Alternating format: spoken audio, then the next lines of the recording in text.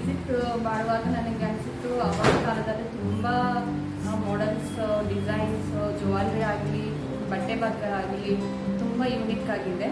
ಅವಾಗ ಇವಾಗ ಕಂಪೇರ್ ಮಾಡಿದ್ರೆ ಅವಾಗ ಅದು ನನಗೆ ತುಂಬ ಇಷ್ಟ ಆಯಿತು, ಹಳೆ ಕಾಲದ್ದು, ಏನ್ಷಂಟ್ ಕಾಲದಲ್ಲಿ ಇದ್ದಿರೋದು.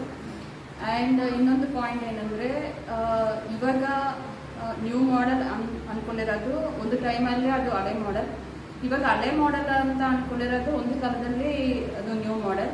ಸೊ ಇದು ನ್ಯೂ, ಇದು ಓಲ್ಡ್ ಮಾಡೆಲ್ ಅಂತ ಅನೇಕ ಏನೂ ಇಲ್ಲ, ಎಲ್ಲ ಮಾಡೆಲ್ಸು ಚೆನ್ನಾಗಿರುತ್ತೆ.